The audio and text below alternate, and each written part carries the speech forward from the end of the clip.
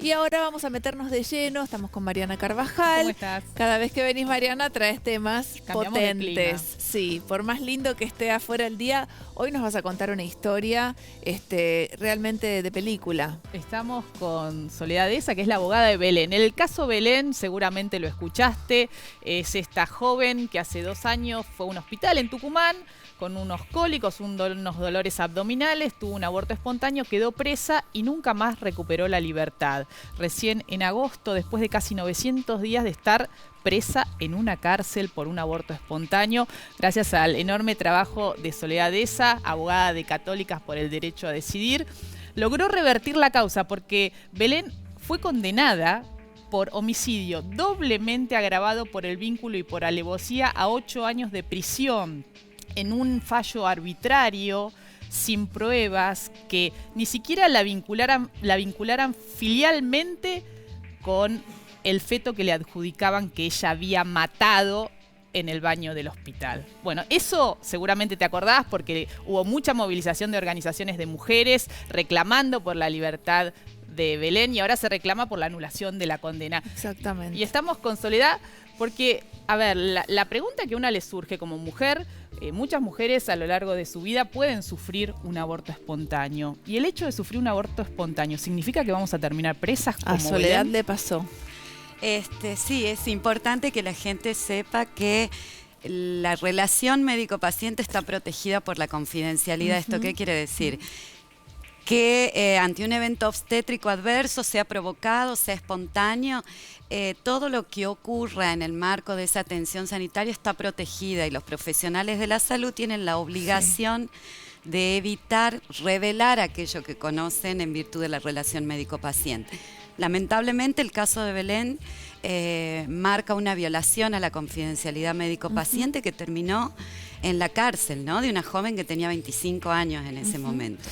Soledad, bueno, vos sos la abogada de Sí. Belén, pero ¿cómo fue que tomaste contacto con esta historia y decidiste ponerte a defenderla? Yo me enteré de casualidad porque me llamó una de las profesionales de la salud que estaba citada a declarar como testigo en la causa. El juicio de Belén duró solo 2 días. Entonces yo me enteré así de casualidad y tomé su defensa el día que la condenaban.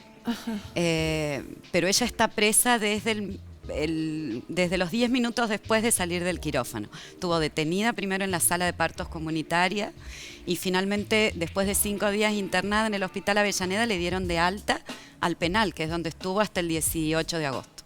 Yo creo que es importante por ahí aclarar, ¿no?, estos puntos porque a uno le queda la duda de decir ¿por qué los médicos la denuncian? ¿No? ¿Qué pasa?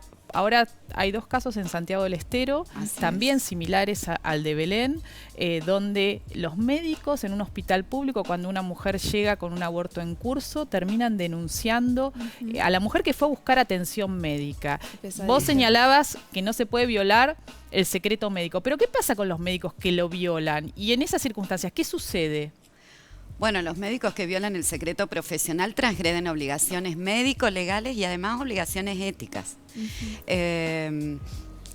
Nuestra Corte Suprema de Justicia de la Nación ya se pronunció al respecto acerca de, por un lado, la invalidez de todas las causas o la nulidad de todas las investigaciones que se inician a consecuencia del secreto profesional. Y también acerca de la violación de secreto como un delito, ¿no? Como una transgresión a obligaciones. Lo que ocurre es que lo que tenemos que pensar es por qué los profesionales siguen haciendo esto, ¿no? Porque hay profesionales de la salud, pero los hospitales y los sanatorios también tienen profesionales del derecho que debieran frenar esas denuncias, y también tenemos un poder judicial que debiera archivar las causas. O sea, en cualquier caso, frente a una transgresión de derechos, lo último que debiéramos esperar es que se criminalice una paciente, ¿no? Soledad, Belén, ¿cómo está ahora? Y Belén está mejor, está recuperando su vida, ella recuperó su libertad, pero bueno, es todo un proceso volver a su vida. Hace muy poquito, ¿verdad? Claro, el 16 de agosto ya salió del penal. Nosotros obtuvimos, nos hicieron lugar a la casación y le dieron a un recurso de casación y le dieron la libertad. Ahora nosotros lo que esperamos es la absolución. Por suerte tenemos un dictamen del ministro fiscal favorable a nosotros. ¿Qué quiere decir la absolución?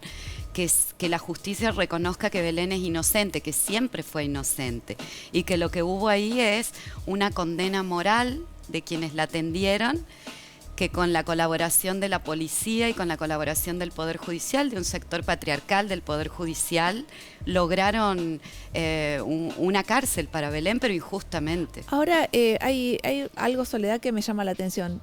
¿Le endilgaron un bebé, un feto? ¿Ella estuvo embarazada, no estuvo embarazada? Ella, en las pruebas que hay en la causa, ella declaró en todo momento no saber que estaba embarazada. Ella llegó con dolores de panza. A la hora de estar internada, 1 hora, 1 hora y media, eso está todo en el expediente, ella tuvo una hemorragia. El profesional que la atendió la manda al servicio de ginecología y le dice a ella y a su mamá, ella fue con su mamá, que estaba teniendo un aborto espontáneo de entre 15 y 18 semanas. Pero antes de eso había aparecido un feto en el hospital. A las 3 de la mañana, ella entró a las 4 menos 10. Y como coincidieron una mujer con un aborto, por eso hablamos de condena moral, como en un mismo hospital coincidieron una mujer con un aborto y un feto, me parece que los vincularon moralmente. Es importante lo que vos me preguntás, Karina, porque nunca se hizo un ADN. Claro, eso es lo que... Eso es lo que yo decía, no había relación filial entre ese feto encontrado en un baño con Belén, o sea, nunca se probó que efectivamente, si se la acusaba de eso, había parido en el baño a esa criatura, ¿no? Y esto es muy importante porque el derecho penal tiene que probar, condenar con pruebas, no con suposiciones. Claro. Y el trabajo que hace Soledad y también que se presentaron otras organizaciones para cuestionar el fallo, lo que muestran es desarman toda esa matriz que crearon para condenarla sin pruebas. Que creo que esto es lo importante porque, a ver, genera mucha inseguridad.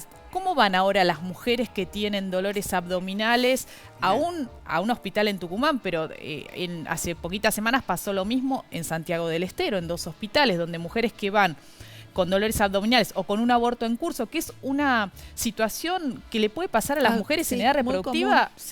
A ver, ¿sabías que estabas embarazada? ¿No sabías y de pronto tenés pérdidas? Vas al hospital a atenderte y te encontrás con un médico que te termina denunciando y terminas en una cárcel. Porque uno pensaba que esto no pasaba en la Argentina, ¿no? Pensaba que, bueno, está criminalizado el aborto, pero esto no pasa. Y lo que muestra el caso de Belén es que sí pasa. Y ahora en Santiago del Estero dos mujeres más. Está pasando. Y esto no tiene que pasar, ¿no? Este es el punto. Yo creo que la violación del secreto profesional me parece que es el último recurso que tienen los profesionales objetores de conciencia. Son quienes usualmente va una mujer a pedir una ligadura tubaria y se la van a negar por razones de conciencia, o un aborto en los casos en los que es permitido por la ley. Frente al hecho consumado, que un aborto sea provocado, sea espontáneo, donde la mujer igualmente tiene derechos como paciente, me parece que el último recurso que tiene ese profesional que no acuerda moralmente con esa decisión es denunciarla y que apela a violar la ley solamente para lograr un castigo moral, que es lo último que le queda. Soledad, el médico que atendió a Belén, ¿fue denunciado también? Está denunciado. Nosotros... el dictamen del ministro fiscal reconoció que se había violado el secreto profesional. Entonces, a partir de eso, la Red Nacional de Profesionales por el Derecho a Decidir, que son propios pares, ¿no?, de los profesionales de la salud, presentaron un pedido para que se investigue sumariamente y se determine la responsabilidad. Y además, desde Tucumán, desde la Mesa para la Libertad de Belén, lo que hicimos es reforzar ese pedido precisamente con el dictamen. ¿Y cómo es que esto tomó estado público y que llegó a oídos de Amnistía Internacional? El caso de Belén. Y bueno, pasó una cosa muy significativa, que me parece que también eso muestra que hay una sociedad que está un poco más madura, ¿no? Porque antes uno decía aborto y es como que se apagaban las cámaras, ¿no? Exactamente. Cuando se hizo público el caso de Belén, que lo sacó una agencia de prensa alternativa de Tucumán, la noticia llegó a Rusia, llegó a Pakistán, llegó a lugares insospechados, ¿no?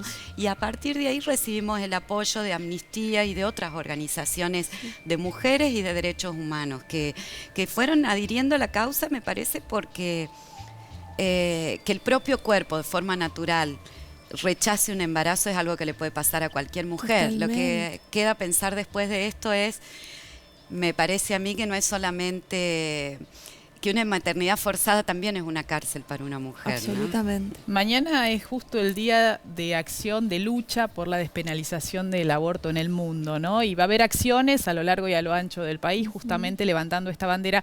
¿Qué posición tenés, Soledad? ¿Por qué crees que se debe dar este debate y por qué lo defendés vos? Bueno, yo lo defiendo por un lado porque me parece que el hecho de que exista la penalización al día de hoy, la penalización general del aborto, genera la posibilidad de que existan mujeres presas por aborto. Una de las excusas por las que no se debatía este proyecto, que tiene firmas de todos los bloques y que se lo presenta hace 10 años desde la campaña, es que no se usaba el artículo 85 y que no había presas por aborto. El caso de Belén ha corrido ese velo y ha demostrado que sí existen y que nuestro sistema penitenciario tuvo escondida por más de 2 años una presa por aborto, una joven de 25 años. Pero por otra cuestión me parece que también es una deuda de la democracia con las mujeres, porque hay un sector importante de la sociedad que reclama este debate. No digo que se lo apruebe, lo que digo es que es hora que se lo converse. Creo que tenemos una sociedad que puede debatir, está en condiciones éticas de debatir ciertos temas y que nuestros legisladores debieran ponerlo en agenda, porque hay una cuestión de salud pública, hay una cuestión de justicia social, hay una cuestión de desigualdad de género y por sobre todo hay una cuestión de soberanía reproductiva de las mujeres sobre sus propios procesos, ¿no? Por supuesto, este tema va a ser tema en Pura Vida Cada Día la semana que viene. Vamos a estar hablando profundamente de esto que está ahí, pendiente, absolutamente pendiente. ¿Cómo van a resarcir a Belén? Y es una buena pregunta. Estamos trabajando en eso. Lo que pasa es que como que con Belén decidimos primero enfocarnos, fue como paulatino, primero en su libertad, después en su absolución. Pero es algo que va a suceder. Y debe pasar. ¿Cuánto valen 882 días presos? Casi 900 aparte, uno piensa, Belén tenía una vida antes de esto. Ella trabajaba, tenía su trabajo, tenía sus proyectos. Y imagínate, te meten 2 años injustamente en una cárcel. Ella ahora sale, está sin trabajo, por ejemplo, para empezar, ¿no? Además de la afectación psicológica que cualquier persona que atraviesa una situación carcelaria puede tener, ¿no? ¿Cómo te levantás después de esto? Más la desautoincriminación. Ella tuvo que hacer un proceso de desautoincriminación moral, ¿no? Porque ella tuvo una defensora oficial antes de mí, que en ningún momento cuestionó la legalidad de su prisión preventiva, por ejemplo, que en ningún momento cuestionó las pruebas. Te diría casi que contribuyó con la conformación de esa condena. Entonces, esa estigmatización le llevó a ella un proceso de desautoincriminación moral que también me parece que se la tiene que valorar a la hora de pensar qué incidencia tuvo ese proceso en su vida, ¿no? Ella pasó de ser una chica común a ser una asesina de bebé. Totalmente, de un dolor de panza a estar presa durante y con casi titulares 900 que días. en Tucumán decían asesina de bebé. Mató a su bebé. Mató a su bebé. Y eso también tiene un impacto porque lo que se creó en la opinión pública también era que era un monstruo, ¿no? Porque quien mata a su bebé recién nacido es un monstruo. Y en nuestra sociedad creo que no hay un crimen en términos de género más estigmatizante. Creo que no puede haber algo. No puede haber algo peor. ¿No? Totalmente. En términos de construcción simbólica. Bueno, Soledad, estaremos acompañándote y viendo qué es lo que pasa con Belén, ¿eh? Muchísimas gracias por haber venido. A ustedes. Y gracias, Mariana, siempre con un lujo estos tenerla, casos. Vino de Tucumán especialmente para participar del programa y tiene otras actividades en el marco de esta fecha que se conmemora en estos días. Y Soledad es el hada madrina que ha tenido Belén, ¿no? Sí, ya lo creo. Bueno, gracias A por ustedes. haber venido.